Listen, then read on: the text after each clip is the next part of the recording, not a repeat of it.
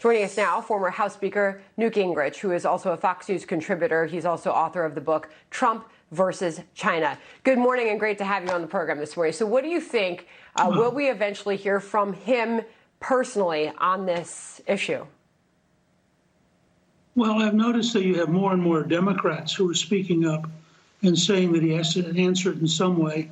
And I think the pressure will come to have him go out and release the documents that are at the University of Delaware so people can look for themselves.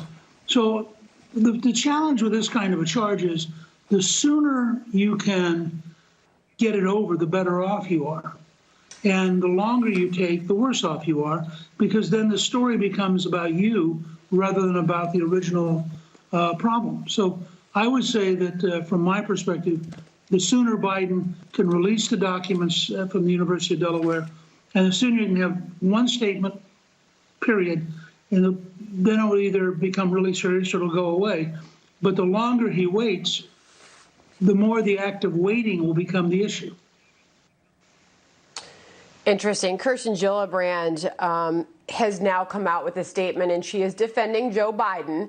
And obviously, this is in the midst of a lot of comparisons to the handling of the Kavanaugh allegations and what we heard from various Democrats through that process. Here's Senator Gillibrand saying she has come forward, she has spoken, and they have done an investigation in several outlets. Those investigations, Vice President Biden has called for himself. Vice President Biden has vehemently denied these allegations, and I support Vice President Biden. Flashback to September 26, 2018, when she said this on the Kavanaugh allegations. I believe Dr. Blasey Ford. Here's why I believe her. She's risked everything, her own safety, to come out on the record to say Brett Kavanaugh sexually assaulted her. She told her therapist and her husband about it.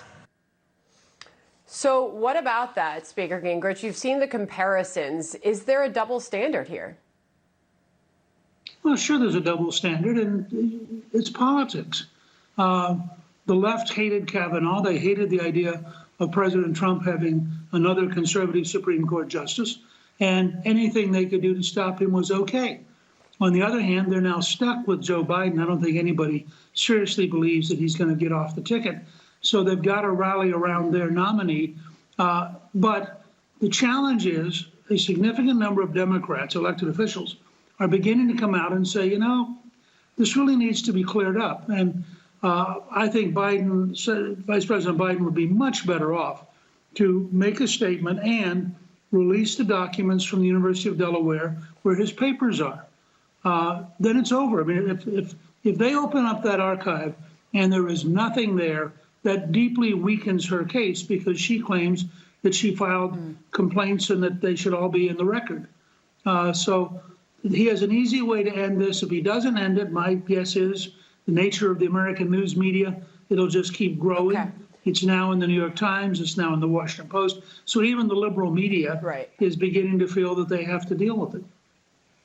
Fair to say there's growing pressure for sure. Finally, with the minute that we have left here, Speaker, I want to ask you about Michael Flynn and those newly unsealed documents, the reaction to that. We spoke to the majority leader in the Senate, Mitch McConnell. Here was his reaction this morning, and we'll get your thoughts on the other side.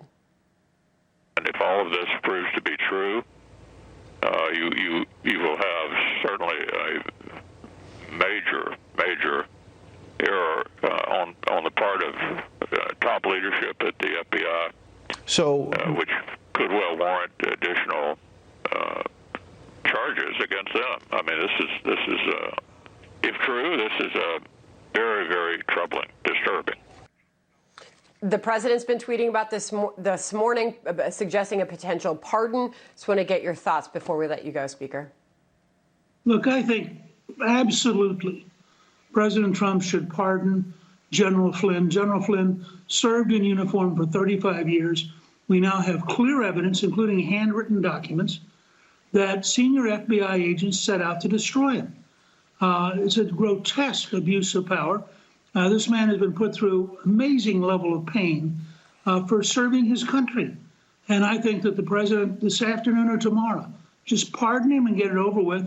And then I hope Attorney General Barr is going to really look deeply at whether or not there should be criminal charges against some people who were, it's pretty frightening when your senior law enforcement officials set out to destroy you because they have enormous power to do it. And sometimes you have to police the police, and this is one of those occasions. Well, certainly it does reveal those documents, the detailed debate that was happening between those officials. So we'll see where that story goes. Speaker Newt Gingrich, always good to have you and great to see you this morning. Thanks so much. Thank you.